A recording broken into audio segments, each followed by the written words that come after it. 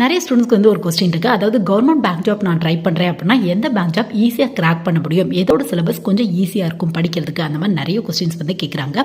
Government bank job அப்படின்னு எடுத்துட்டோம் அப்படின்னா நீங்கள் காமனாக எனி டிகிரி ஹோல்டர்ஸ்க்கான ஜாப் போகிறீங்க அப்படின்னா கிளர்க் பிஓ வந்து ட்ரை பண்ணி பார்க்கலாம். இல்லை டெக்னிக்கலாக போகணும் அப்படின்னா எஸ்ஓ வந்து ட்ரை பண்ணி பார்க்கலாம்.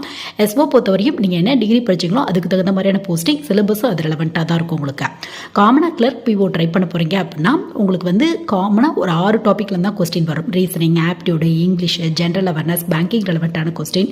அது மட்டும் இல்லாமல் வந்து பார்த்தோம் கம்ப்யூட்டர் ரெலவெண்ட்டான டாபிக். இந்த 6 டாப்பிக்லாம் தான் கொஸ்டின் வரும் உங்களுக்கு. பட் உங்களுக்கு வந்து பார்த்தோம் அப்படின்னா இப்போ கிளரிக்கல் லெவலில் நீங்கள் ட்ரை பண்ணுறீங்க அப்படின்னா அந்த எக்ஸாமோட டிஃபிகல்ட்டி கொஞ்சம் ஈஸியாக இருக்கும் உங்களுக்கு. இதுவே பிஓ அப்படின்னா கண்டிப்பாக கொஞ்சம் டஃப்பாக இருக்கும் உங்களுக்கு. அதுலேயும் ஐபிபிஎஸ், ஆர்ஆர்பி, எஸ்பிஐ இந்த மாதிரி தனித்தனியாக எக்ஸாம்ஸ் வந்து கண்டக்ட் பண்ணுறாங்க.